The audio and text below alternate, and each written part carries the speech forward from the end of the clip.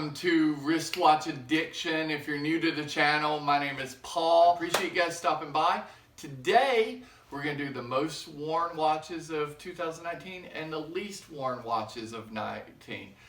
Top three, bottom three. Will the Casio Royale, the Casio World Time that I'm wearing today, will it be on the list? I don't know.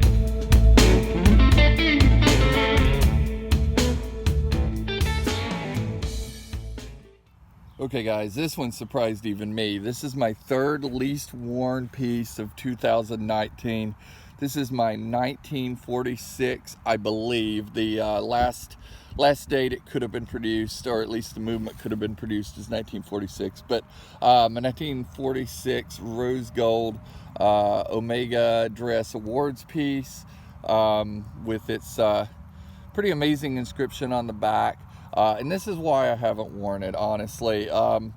These few lines of wording, once translated, if you really delve into the history of this watch, it's survived in this condition for so long that I'm just really worried about tearing it up when I do wear it. I think about damaging it more than I think about the enjoyment of wearing it when I do wear it. So while I do wear it, it doesn't get much wear. You know, it's you've got your original crown, you've got your inscribed case back, you've got a really amazing dial there with the patina. This was originally a sort of a pearl dial, a white dial. Now it's sort of a yellow and brown, which is amazing. This watch would have been worn on ships near the sea salt and the sun. I'd like it to remain in this condition for future generations, so trying to protect it a little bit so it doesn't get the wear it probably deserves. But yeah, I love it. If I had to pick one piece out of my collection that I was to keep, it would be this one. My second least worn watch is also a watch that I actually wear quite a lot, but I wear the steel version more, the AE1200WHA1A instead of this AE1200WH1A. I really like this World Timer, this Casio World Time Black.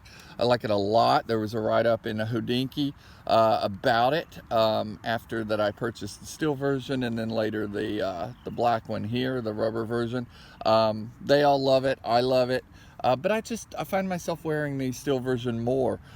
If we're honest, this is probably the only watch you will ever need. Dual times, multiple alarms, countdown timer, stopwatch, water resistance, hard shell, bomb-proof case. It's Casio, so it's super accurate.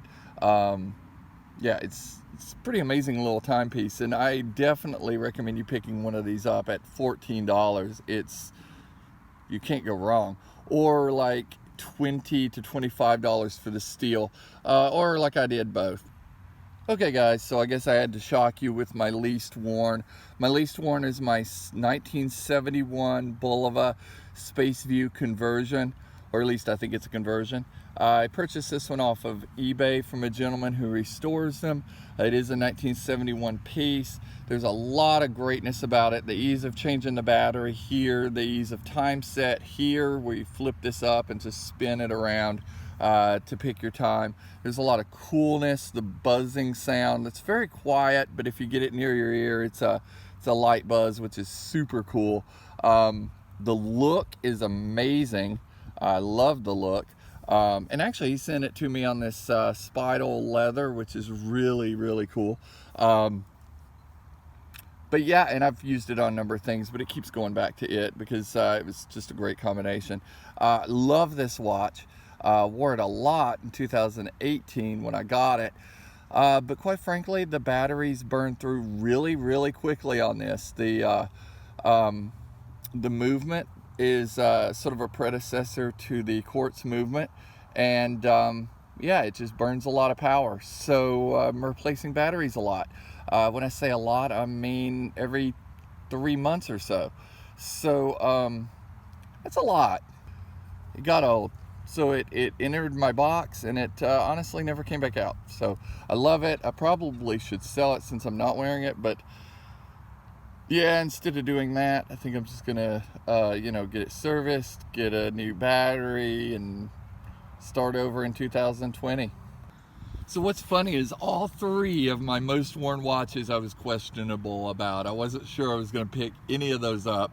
Number three, the one I wear the third most, has gotta be this guy. The Casio G-Shock Square, full metal square, that I honestly, I was back and forth on. This is the GMW B5000D-1. I tell you, I love this. The Bluetooth connectivity, all the functions pretty much of the Casio Royale in this crazy case. Screw down case back. I don't know if you can see that. Screw down case back. Higher end clasp. Great bracelet. I love this thing. I'm definitely gonna pick up the black and gold versions at some point. I didn't know that I was going to like it, but yeah, it's literally like my third most worn watch. It's worn almost every day. It's at some point in the day. I do tend to change watches throughout the day. So, you know, I've narrowed watches down from around 40 to I think 19 now. But this still gets a ton of wrist time. And I love it. I definitely recommend you picking one up. Yes, it's about $500 more than the comparable model in the vinyl, and I do have that as well, and I really enjoy it as well. But yeah, just love it. Definitely get one of these guys. Okay, so my number two is also a huge shock. The Bulova Lunar Pilot chronograph that I made a video going, do I buy this? Do I buy this? I think it's gonna be too big. Do I buy this? Because you know, everybody said it was too big. I love this thing. This is, if it wasn't for the one other watch, this is the watch I would be wearing just about every day. This is the model, what is this? This is the 96B251. This is the first edition, the original re-edition, the original special edition with the date wheel at 4 o'clock down here. I love this thing. One of the things I love about it, if I can open this up, is the heritage. 1971 is when I was born. This is commemorating a 1971 Apollo mission where Commander Dave Scott took it out of the spacecraft, the lunar module, and you know, walked around the moon night. That's the only the second watch to ever be on the moon, other than the Speedmasters. I spammed the crap out of this channel toward the end of the year with this thing. It wasn't really intentional. It's just I found myself liking it more and more and more and more. And today I've got it on this sort of this homage to the Speedy Tuesday, the original Speedy Tuesday, this strap. Whoop, hit the camera there. Really like it. I have no complaints. I love the smoothness of the chronograph. There is a tick at 6 for your seconds, but it's small seconds. It's not really noticeable. You know, I will say one of the things I like about it being as large as what it is it's easier to see. You know, the older I get, every year that goes by, I like a larger display. And this display with the raised indices, the track wheel on the outer edge being in a bright white, all the hands being white, the subdials being large, it's very easy to read in day or evening, and I'm just no complaints with it whatsoever.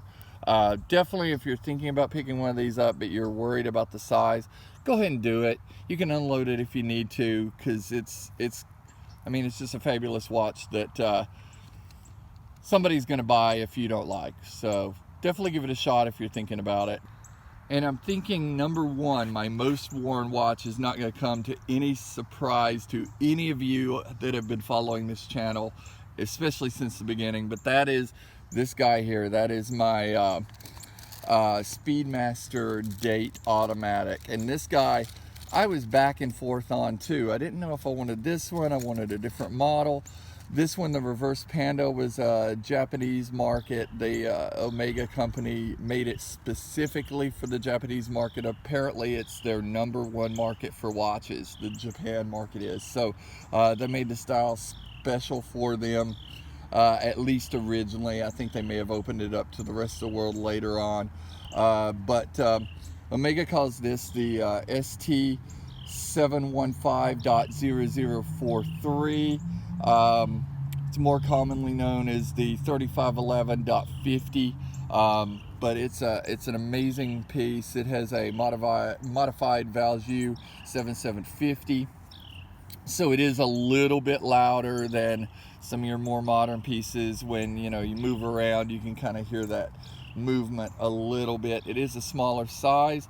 They call it a 38. It fits more like a 39 or a 40, but yeah, they call it a 38, so keep that in mind. It is fairly small. And yeah, I love this thing. I actually was going to get the similar piece with the slightly larger black subdials and polished indices, and of course the subdials had the polished trim around the subdial, and that was what I was planning on getting. I was talked into this one. A friend of mine sent me a photo of this one that he had superimposed the Speedy Tuesday NATO, like what I had just had on the Bulova. He had superimposed it on a picture of this one, and it looked like the Speedy 2, or Speedy Tuesday, I should say. And it just made me fall in love with it. And I was like, okay, I'll get this one. And so I got it. It came in, and quite honestly, the one I bought was pretty beat up. And while I liked it, it didn't really sit too well with me. So I sent it off to Omega. I work for a company that sells Omega, so I sent it off to Omega. It was gone for, well, it was supposed to be gone for 6 weeks. It ended up being gone for almost half a year due to the sourcing of a couple of parts.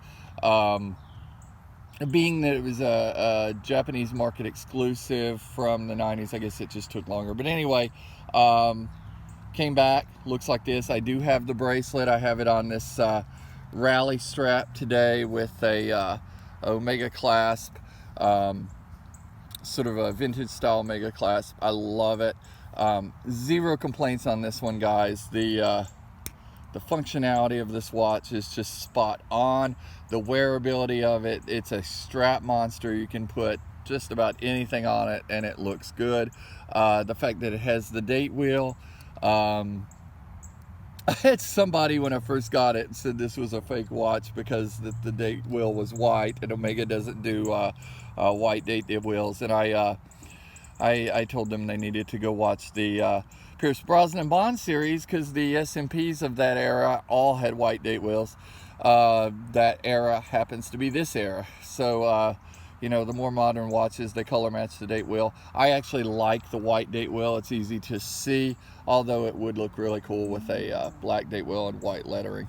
Anyway, if you guys are looking for an alternative to the you know, the Me Too Speedmaster, the Moonwatch, I love the Moonwatch, don't misunderstand me, but if you're kind of bored seeing the Moonwatch and want something different, I highly recommend these Speedmaster dates from the 90s and the 2000s. They're automatics, they have their date, a little bit smaller size, but yeah, it's just a really cool alternative to the Speedmaster Moonwatch.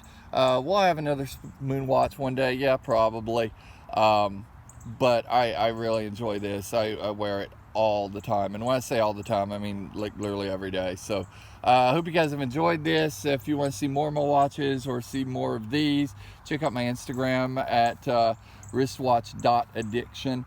And, you know, subscribe, like, all that good jazz here. I really appreciate it. And, yeah, let's just have a great 2020, and we'll see you soon.